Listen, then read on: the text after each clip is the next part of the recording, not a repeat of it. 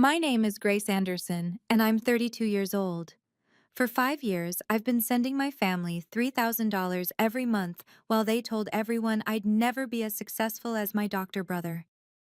What they didn't know was that I wasn't just an accountant counting pennies in some back office.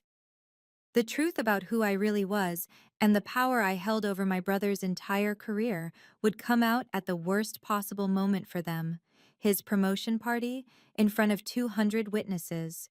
When they humiliated me one last time, I didn't just cut them off financially. I did something that would change the entire family dynamic forever.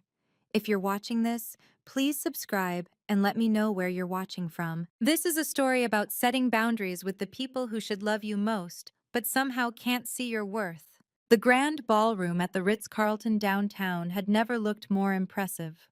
Crystal chandeliers cast warm light over round tables dressed in crisp white linens, each centerpiece featuring fresh orchids that probably cost more than what most people spent on groceries in a week. 200 guests filled the space, doctors in designer suits, hospital board members with their glittering wives, and medical students looking both inspired and intimidated by the success surrounding them. At the center of it all stood my brother, Dr. Michael Anderson, looking every inch the successful surgeon in his custom-tailored Tom Ford suit. At 38, he'd just become the youngest department chief in St. Mary's Hospital's history. The banner behind the main stage proclaimed it in bold gold letters: Celebrating Dr. Michael Anderson, Excellence in Leadership. I sat at table 19, nearly at the back, close to the service entrance. The seating arrangement wasn't accidental. While Michael's colleagues and the hospital board filled the front tables, I'd been placed with distant relatives and plus ones whose names no one quite remembered. My simple black dress from Ann Taylor looked almost apologetic next to the designer gowns floating past. "Grace, sweetie, could you move your chair a bit?" Aunt Linda asked, squeezing past me. "I want to get a better photo of Michael when he gives his speech." I shifted without comment, watching my parents work the room. Mom, in her new St. John's suit that Michael had bought her, glowed as she accepted congratulations. Dad, distinguished in his navy blazer, kept his hand on Mom's back, both of them radiating pride. They hadn't looked my way once since the brief, obligatory hug at the entrance. "Your brother is really something," the woman next to me gushed. She was someone's date, I think. "Your parents must be over the moon. Do you work in medicine too?" "No," I said simply. "I work with numbers." She gave me that look, the one I'd seen 1,000 times. That mixture of pity and dismissal, as if I'd just admitted to being a disappointment. "Oh, well, that's practical." I took a sip of water, noticing several familiar faces in the crowd. Not familiar from family gatherings, but from somewhere else entirely. My phone buzzed with a text from my assistant about tomorrow's board meeting, but I tucked it away. There would be time for that revelation later. Michael stepped up to the podium, tapping the microphone. The room fell silent, all eyes on the golden child. But they didn't know what was coming. None of them knew that the quiet woman in the back held the keys to everything he was celebrating tonight. As Michael began his speech, my mind drifted back to that pivotal moment 10 years ago. I could still see the disappointment in my father's eyes when I told them I'd chosen accounting over medicine. "Accounting?" Mom had repeated the word like it tasted bitter. "But Grace, we always thought, I mean, with your grades, you could have gotten into any medical school." "I don't want to be a doctor, Mom. I'm good with numbers. I actually enjoy—" "Enjoyment doesn't pay bills," Dad had interrupted. "Look at Michael. He's building a real career, something meaningful, saving lives, Grace. What does accounting offer? Sitting in a cubicle, calculating other people's success?" That was the moment I became invisible in my own family. Every achievement after that, graduating summa cum laude, landing a job at a Fortune 500 company, my first promotion, was met with polite disinterest. "That's nice, dear, but did you hear Michael just published another research paper?" 5 years ago, When Mom mentioned they were struggling with the mortgage after Dad's retirement, I quietly started sending money. $3,000 every month transferred to their joint account. I never asked for thanks, never mentioned it during our rare phone calls. It was just something I did, hoping maybe, somehow, it would make me matter to them. Michael's been so generous, Mom would say at family dinners while I sat quietly eating my pot roast. He takes such good care of us. I never corrected her. Even when cousins praised Michael for being the son every parent dreams of, I kept silent. Even when Dad toasted Michael last Christmas, saying, "At least we got one child who understands the meaning of family responsibility," I just raised my glass and smiled. The money I sent had paid off their mortgage, covered Dad's medical bills, funded Mom's kitchen renovation. $180,000 over 5 years. Yet somehow, in their story, Michael was the provider, the savior, the good child. "You know," my cousin Janet had said at last Easter, "it must be hard being Michael's sister. I mean, he's just so accomplished. But hey, we all have our roles to play, right? Michael saves lives and well, you do taxes." She'd laughed.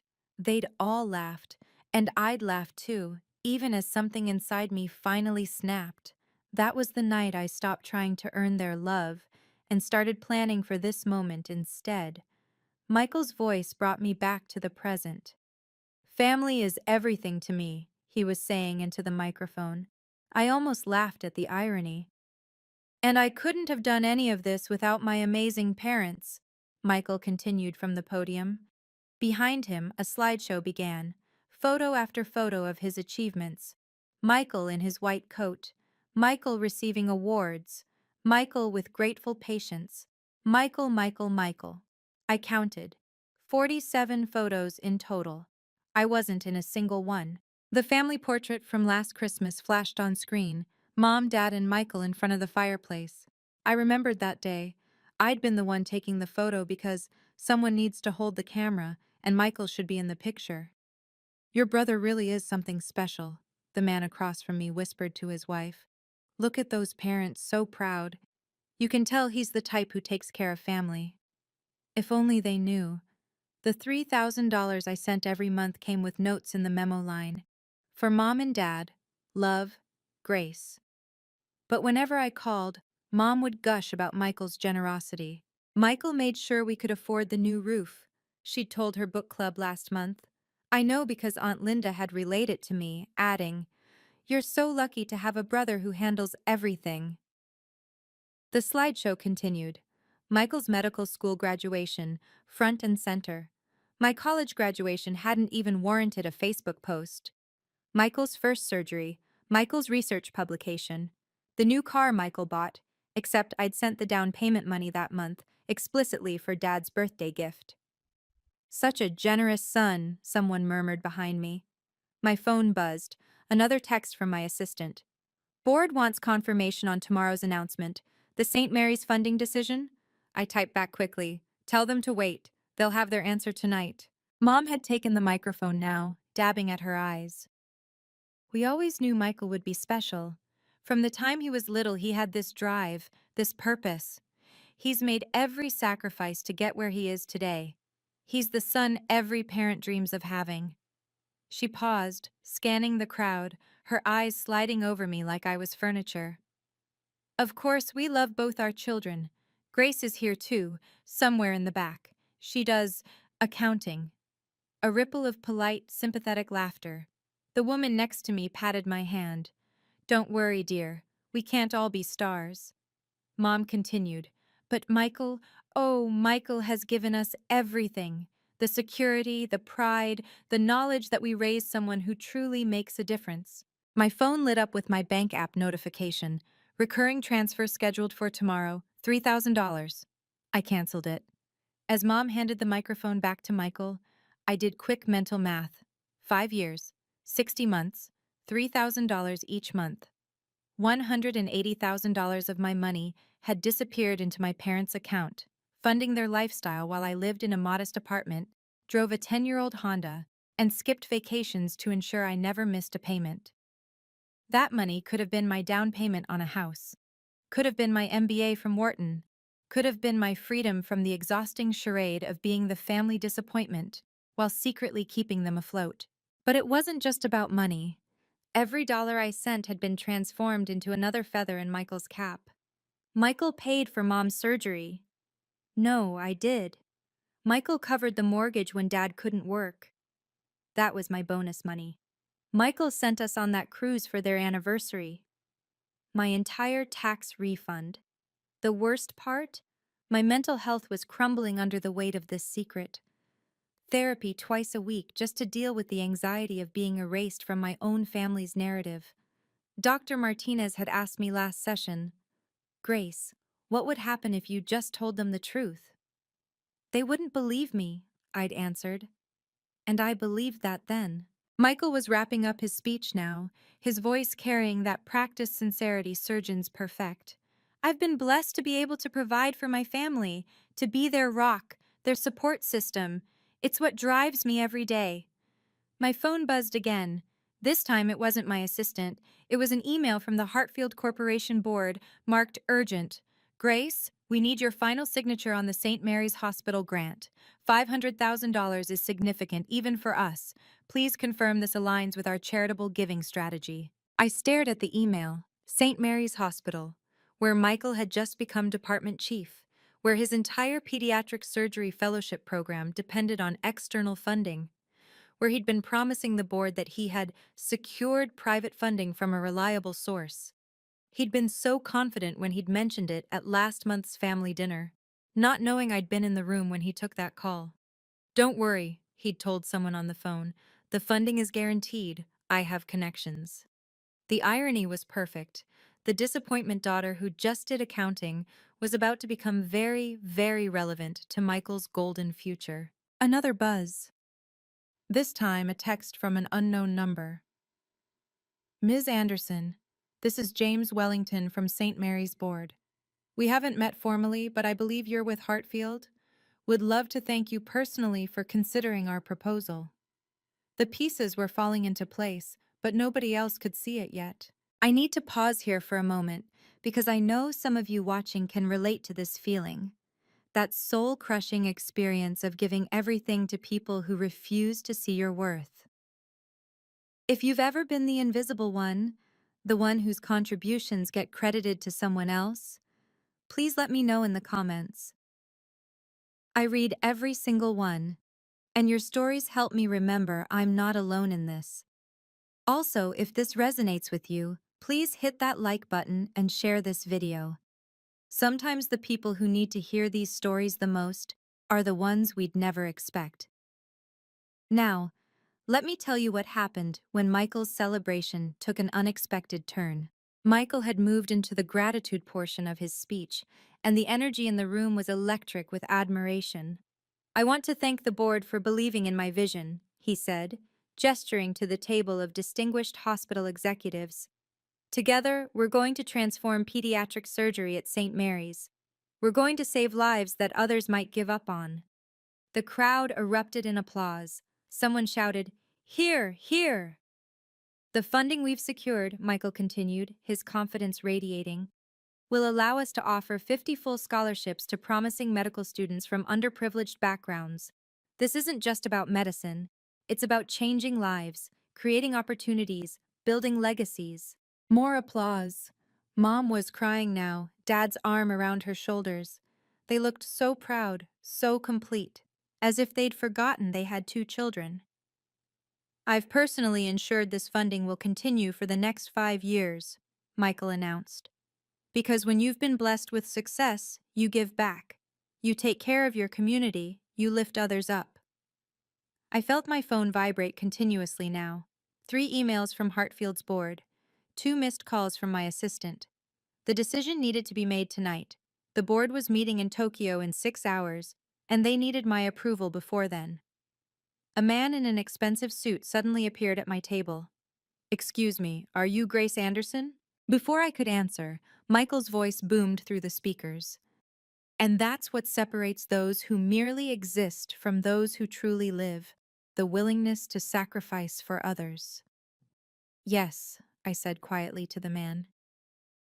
Ms. Anderson from Hartfield? He looked incredulous, glancing between me and the back table where I sat. The CFO? The woman next to me nearly choked on her wine. CFO?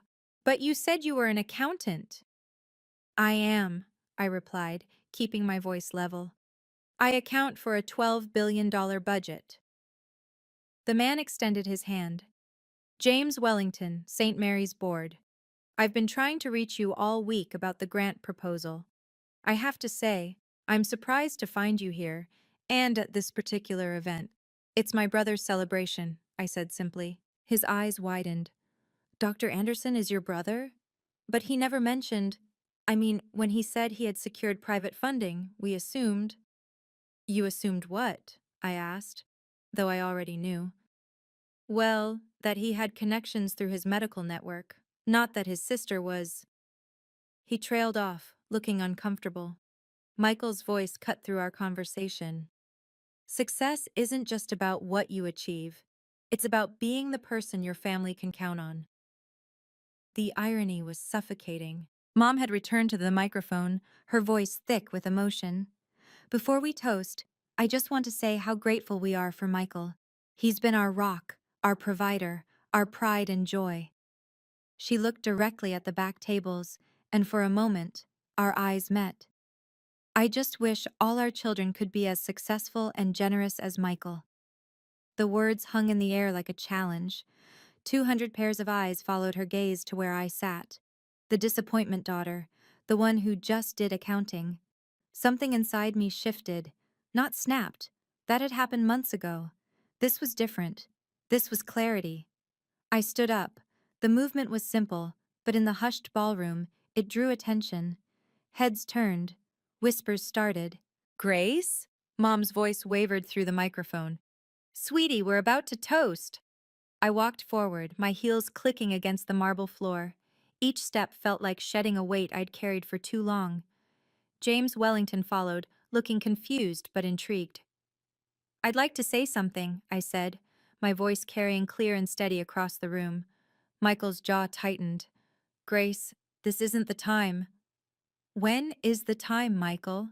I asked, reaching the front of the room. When you're accepting praise for my sacrifices? When Mom's thanking you for money you never sent? Mom laughed nervously. Grace, what are you talking about? This is Michael's night. You're right, I said, taking the microphone from her surprised hands. It's always Michael's night.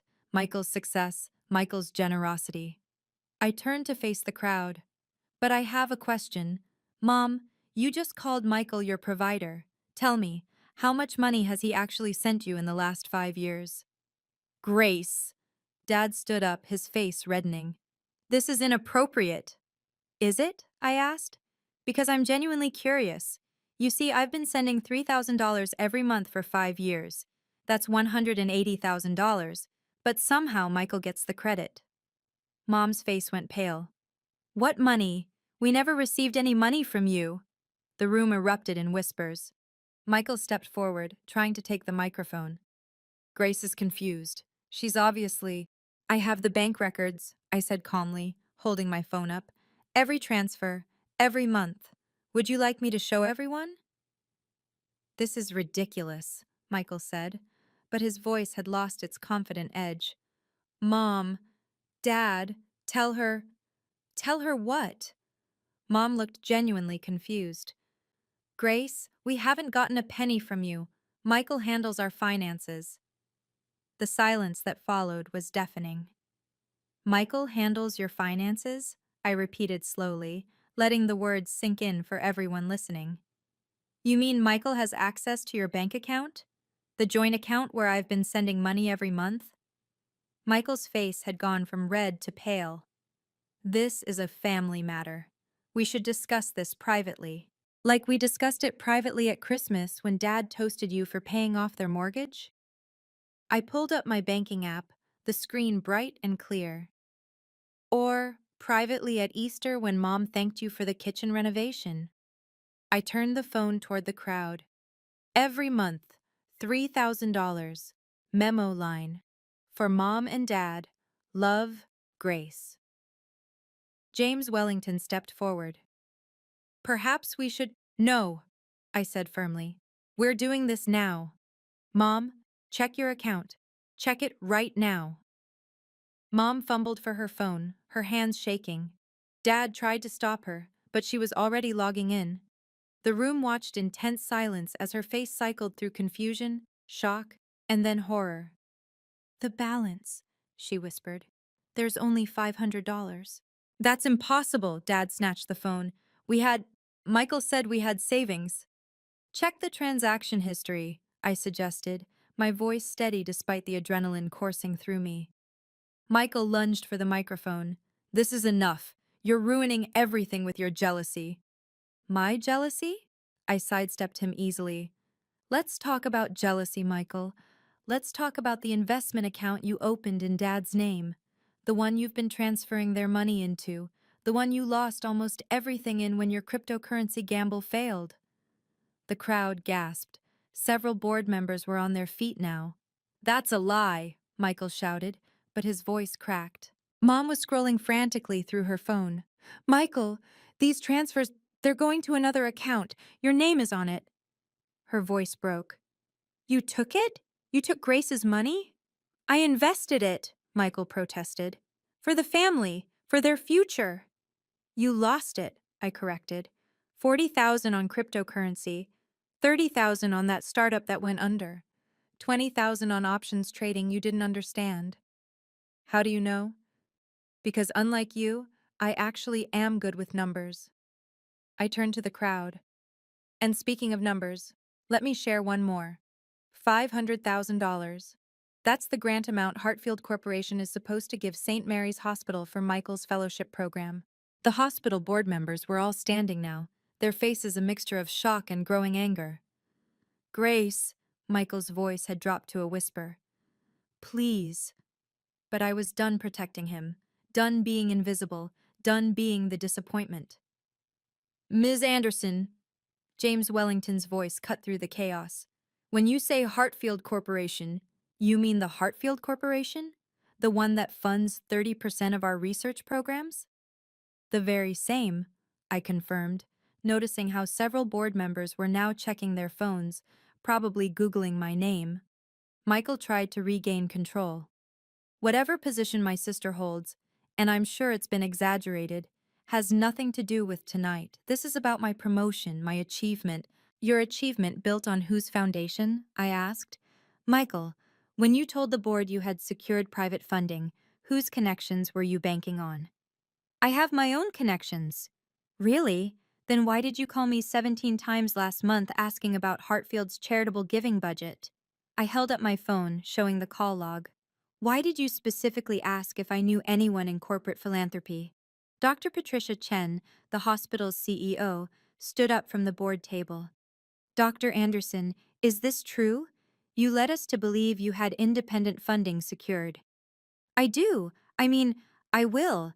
Grace is just— Grace is just what? I turned to face the crowd fully. The family disappointment who chose accounting over medicine?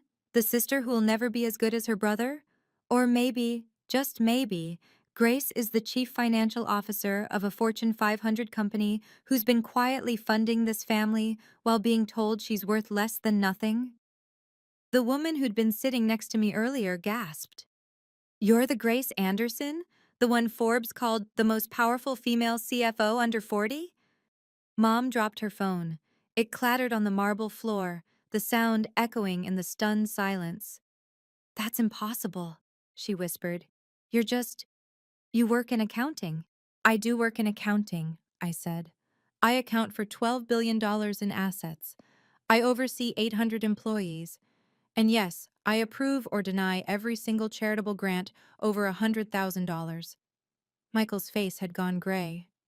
Grace, we're family. You wouldn't what? Wouldn't treat you the way you've treated me? I pulled out my Hartfield business card, the one with the gold embossing and the title that made Mom's eyes widen. Grace Anderson, Chief Financial Officer. Funny thing about being invisible, Michael. People never see you coming. James Wellington cleared his throat. Ms. Anderson, about the grant. We'll discuss it in a moment, I said, never taking my eyes off my brother. First, I think Michael has something he'd like to tell our parents. Don't you, Michael? The entire room held its breath, waiting. Dr. Patricia Chen stepped forward, her voice cutting through the tension like a scalpel. Ms. Anderson, I believe we should clarify something for everyone here. You are the signatory on the Hartfield grant proposal for St. Mary's? I am, I confirmed. Final approval rests with me. The same grant, she continued, her eyes fixed on Michael, that Dr. Anderson assured us was guaranteed? The grant that we based our entire fellowship program budget on? Michael tried to interrupt. Dr. Chen, this is a misunderstanding. A misunderstanding? She held up her phone. I just received confirmation from my assistant. Grace Anderson, CFO of Hartfield Corporation, is indeed the final decision-maker for our funding request. She turned to Michael, her expression cold. You told the board your sister was just a paper pusher when we asked about the Anderson name on the preliminary documents. The crowd stirred. Several people were recording on their phones now. That's taken out of context, Michael stammered. Is it? I pulled out a folder from my bag. I'd brought it hoping I wouldn't need it, but knowing I probably would. This is the email chain between you and the hospital board. Would you like me to read the part where you said, and I quote, "My sister has nothing to do with this. She's a low-level accountant who wouldn't understand the complexities of medical research funding?" Dr. Chen's face darkened. You deliberately misled us about your relationship with the funding source? It's not like that, Michael's voice cracked. Grace and we have an understanding. We do? I asked. What understanding is that, Michael? The one where I fund the family while you take credit? The one where my achievements are dismissed while yours are celebrated? Or the one where you gamble away my money while telling everyone you're the provider? My phone buzzed. My assistant had sent a simple message. Board is waiting. Need your decision in 30 minutes. Grace. Mom finally spoke, her voice small and broken. Is this all true? The money, the job, everything? Everything except the part where Michael's been taking care of you, I said gently. That's been me. Every month, every bill, every emergency, while you thanked him at every family gathering. Dad sank into his chair.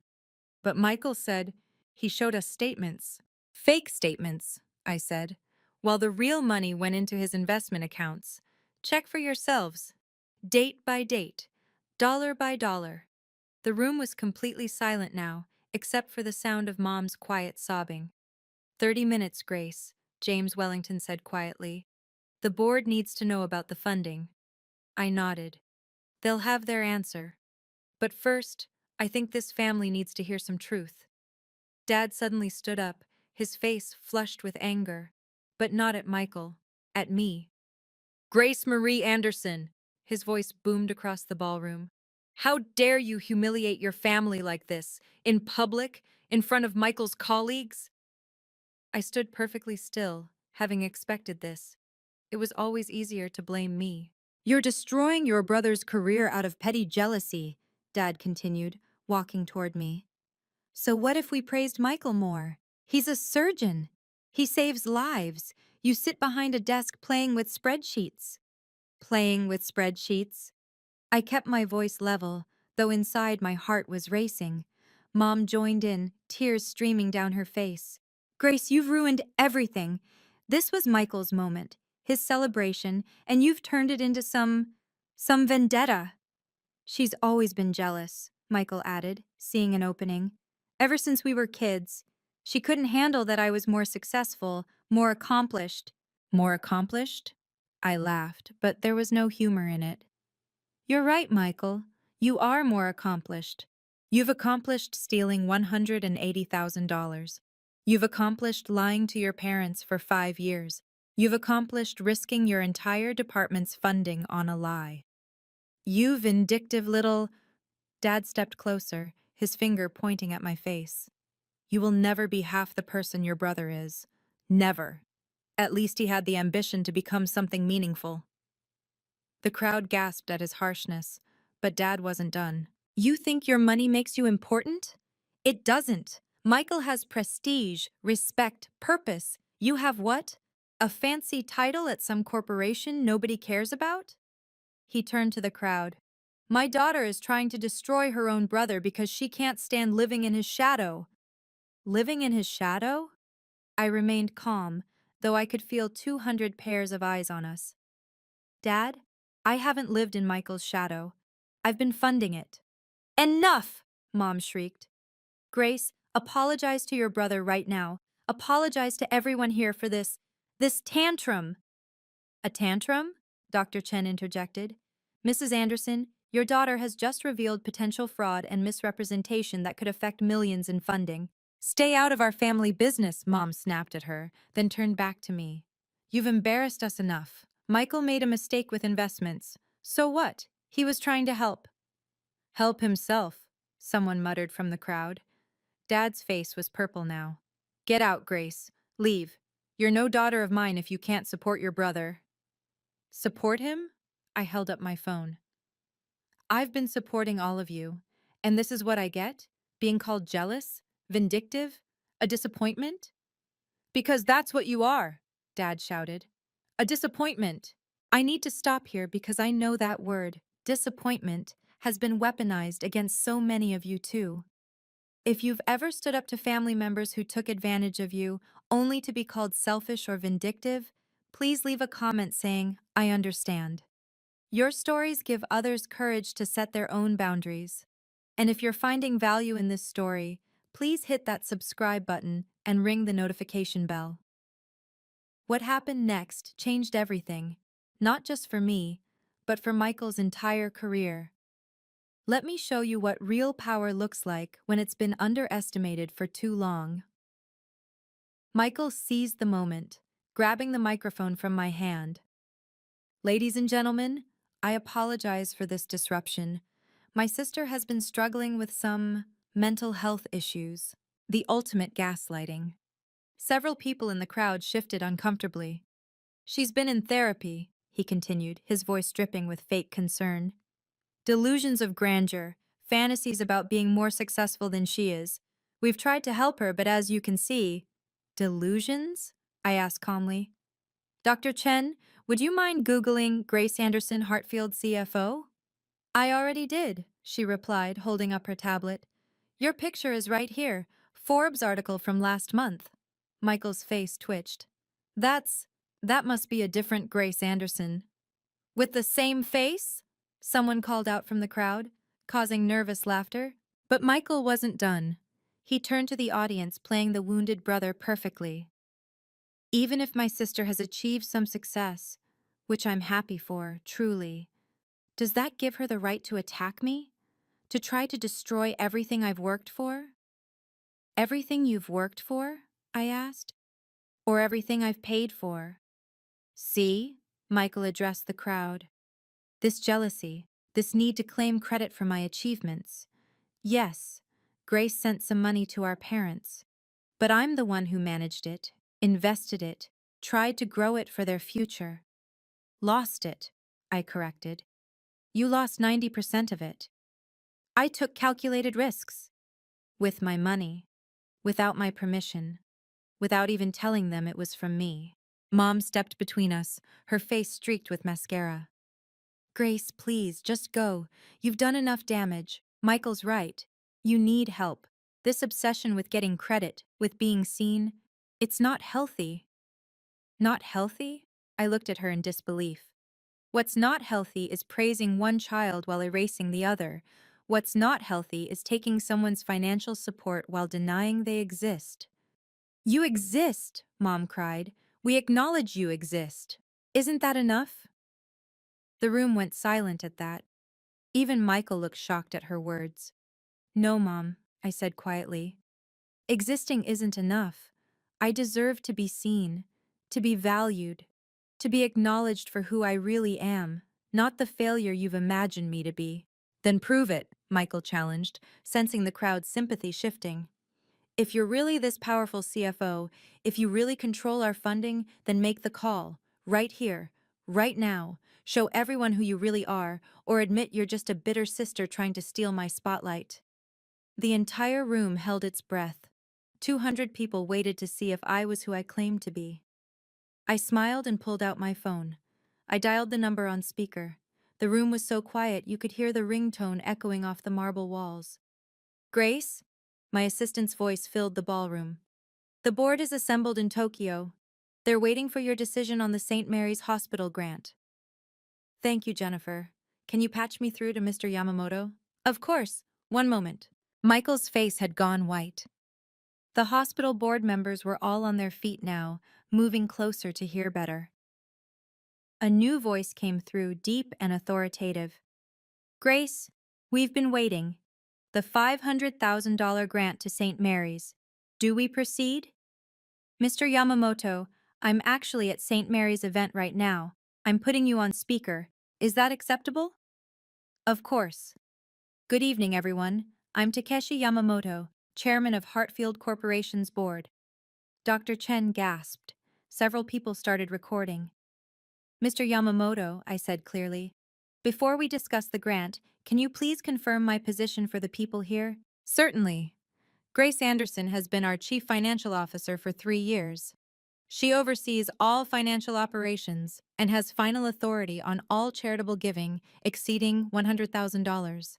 I must say, Grace, we're very fortunate to have someone of your caliber. That restructuring you led last year saved us $40 million. Mom sank into a chair. Dad's mouth hung open.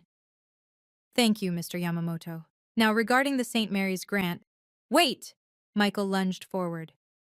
Grace, please, let's discuss this privately, as family. As family? I turned to him. Like when you discussed taking my money as family. Like when you told everyone you were the provider as family. The grant, Grace? Mr. Yamamoto's voice cut through. I looked directly at Michael, then at my parents, then at the hospital board. Mr. Yamamoto, I'm denying the St. Mary's Hospital grant application. The room erupted. Board members shouting, Michael pleading, Mom sobbing.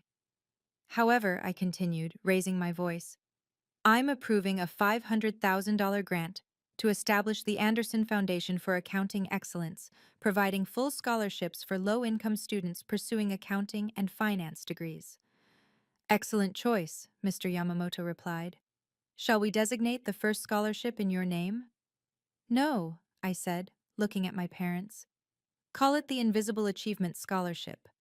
For students whose contributions have been overlooked but whose impact is undeniable. Very well. Jennifer will send the paperwork within the hour. Oh, and Grace, the board wanted me to remind you about next week's announcement. What announcement? Dr. Chen asked, unable to help herself. Grace is being promoted to President of Global Operations. She'll be the youngest person to ever hold that position in our company's history. Congratulations again, Grace. The line went dead. The silence in the ballroom was absolute. Michael fell back against the podium. You just cost the hospital $500,000. No, Michael, I said quietly. You did. When you lied about having it secured. When you banked on a relationship you'd spent years destroying. This is insane, Michael shouted, his composure finally cracking completely. You're destroying healthcare funding out of spite. Spite? I pulled out a folder I'd been carrying all evening. Let's talk about destruction, Michael. Mom, Dad, you need to see this. I handed them the printed bank statements I'd prepared, highlighting every transfer, every withdrawal, every devastating loss. January 2020, I read aloud. $3,000 from Grace, transferred to checking. Same day, $3,000 moved to investment account in Michael's name. February 2020, same pattern. March, April, May, every single month for 5 years. Mom's hands shook as she followed the highlighted lines. Michael, these are all going to your account? It was for investments, for your future, Michael protested.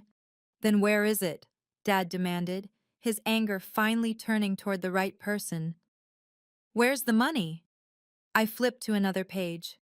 Cryptocurrency losses, 42,000. Failed startup investment, 33,000.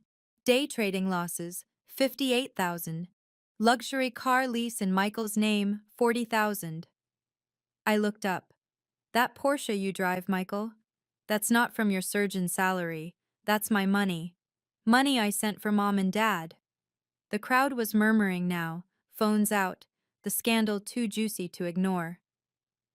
But the worst part, I continued, is this. I showed them the final statement. December last year, you withdrew 50,000 claiming it was for Mom's emergency surgery.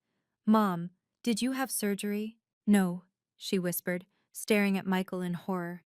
I haven't been to the hospital in 2 years. That 50,000 went to cover your gambling debts, didn't it, Michael? I turned to the hospital board. Dr. Chen, did you know your new department chief has a gambling problem? 3 visits to rehab in the past 2 years? Dr. Chen's face was stone. Dr. Anderson, is this true? Michael's silence was answer enough.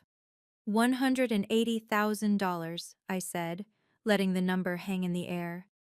Every penny I sent to help my parents, stolen by the son they worship, the son who saves lives, the son who's everything I could never be.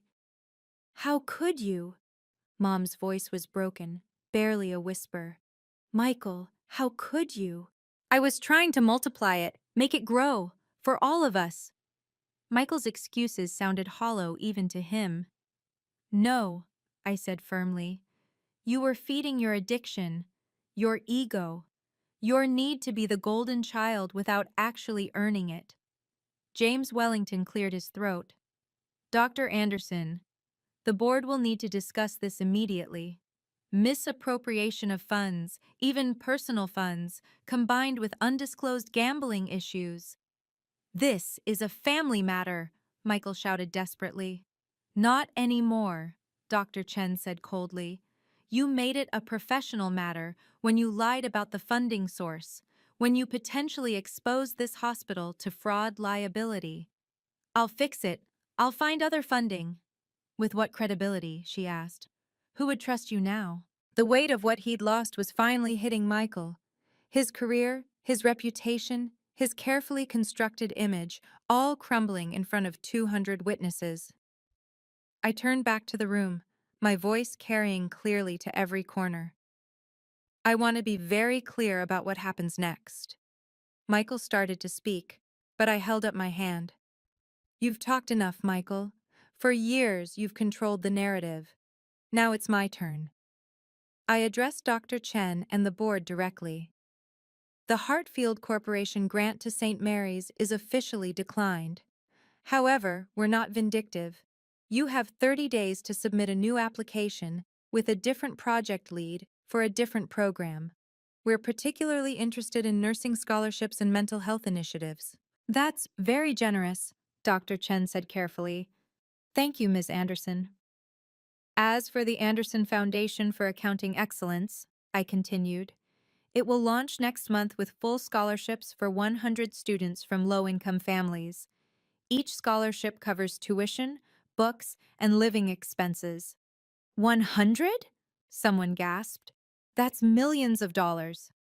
5 million to be exact, I confirmed. My personal contribution, not Hartfield's, because unlike some people, I actually can afford to be generous. Michael slumped against the wall. You're ruining me. No, Michael, you ruined yourself. I'm just refusing to hide it anymore. I turned to my parents. As for you two, the monthly transfers stop immediately. If you need financial help, you can ask me directly. But I want receipts, transparency, and acknowledgement of where it's coming from.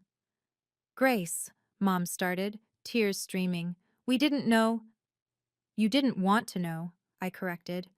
It was easier to believe Michael was perfect than to acknowledge I existed.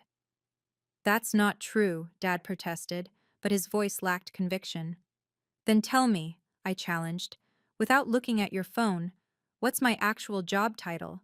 Where do I live? What's my middle name? The silence was damning. They didn't know.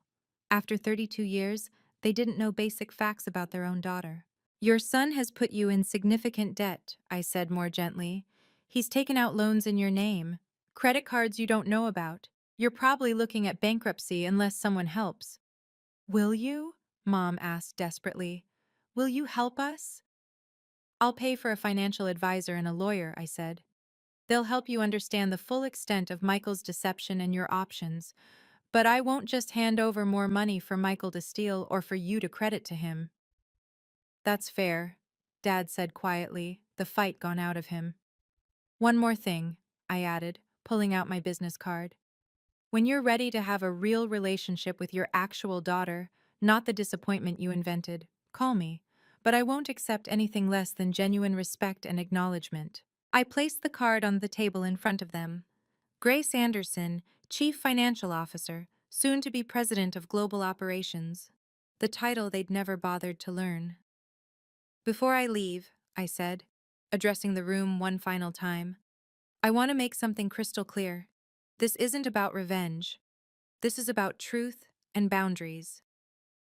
I looked at Michael, who couldn't meet my eyes. Michael, you're a talented surgeon. That's real.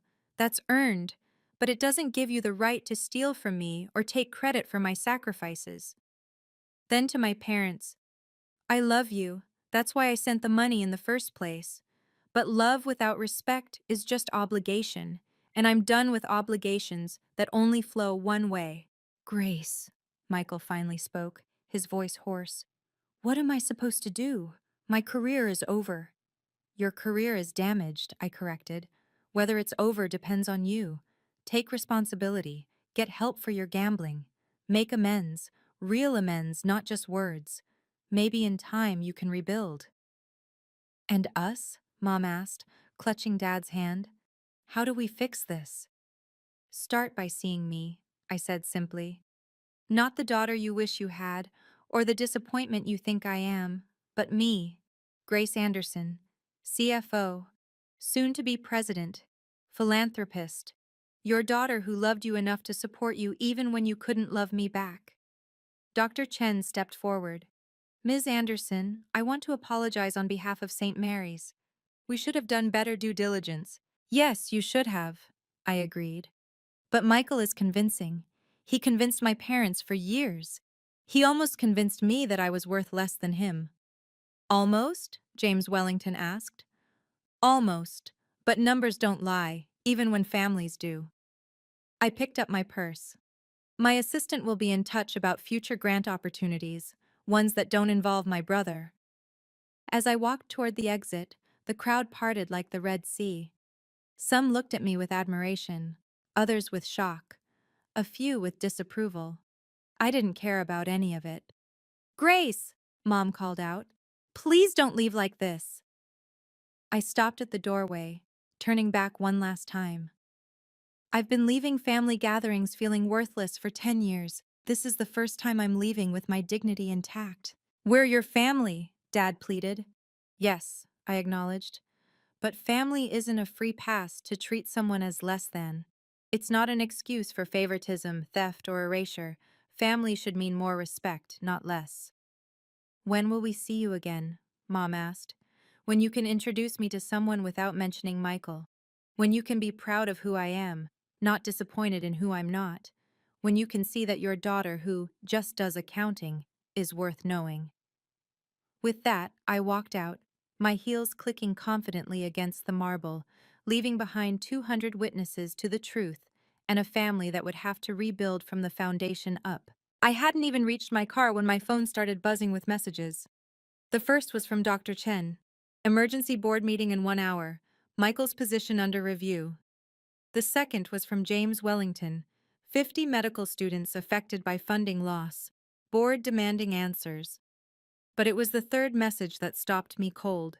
It was from Michael's wife, Sarah, the one person in the family who'd always been kind to me. Grace, I'm leaving him. This wasn't the first time. He remortgaged our house without telling me.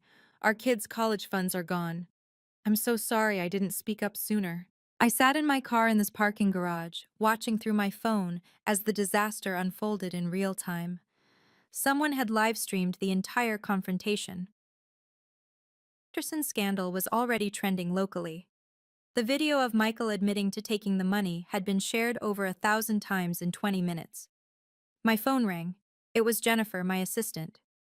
Grace, 3 board members from St. Mary's have called asking if you'd consider a position on their board. They want to rebuild with integrity, they said. Tell them no, I said. I don't mix family drama with professional obligations. Also, Jennifer continued, a reporter from the Tribune called. They want a statement about the scholarship program. Send them the press release we prepared. Nothing about tonight's events. Another call came through. Dr. Chen. I answered. Ms. Anderson, I'm sorry to bother you, but the board has voted. Michael's been placed on immediate administrative leave pending investigation. We've also discovered he misrepresented other funding sources. This is bigger than just your family's situation. I'm sorry to hear that, I said. And I meant it. Despite everything, I didn't want Michael completely destroyed. The board wanted me to ask, would Hartfield reconsider if we restructured the entire program? Submit a new proposal, different leadership, transparent oversight, clear accountability. We'll review it like any other application. Thank you. And Grace, what you did tonight took incredible courage. After I hung up, I checked my parents' joint account. I still had view-only access from when I'd set up the automatic transfers. The balance was $487. 5 years of my support gone. Another text from Sarah. The house is in foreclosure. He hid the notices. 3 months behind. Can you recommend a lawyer? I sent her 3 names, the best in the city. Michael had lost more than just face tonight. His career was suspended, possibly over. His marriage was ending. His reputation was destroyed. And the 50 medical students depending on that scholarship would have to scramble for alternatives. All because he'd been too proud to let his disappointment sister get credit for her own generosity. 3 days later, Mom called. Her voice was hollow, defeated. Grace, we need your help. I'd been expecting this call. What did the lawyer find? 200,000 in debt. Michael took out loans, credit cards, even a second mortgage on the house in Dad's name. We have to sell the house, and it still won't cover everything. I stayed silent, letting her continue. The bank called this morning. We have 30 days before foreclosure proceedings start. Grace will lose everything, the house we've lived in for 35 years. Where's Michael? I asked. We don't know. Sarah kicked him out. He's not answering our calls. She paused. The hospital contacted us. He's been terminated. Turns out he'd been taking pharmaceutical samples and selling them. They found evidence going back 2 years. This was worse than I'd imagined. Mom, that's a federal crime. We know. The FBI might get involved. Her voice broke. Our son, our brilliant surgeon son, is going to prison. And you want me to fix it, I said, not a question but a statement. You're the only one who can. Please, Grace, we're desperate. I offered you a lawyer and financial advisor. Have you met with them? Yes. They said bankruptcy is our only option unless someone pays off the debts immediately. And you want me to pay $200,000 to clean up Michael's mess. Again. We're your parents. Dad's voice came through. They'd put me on speaker. Doesn't that mean anything to you?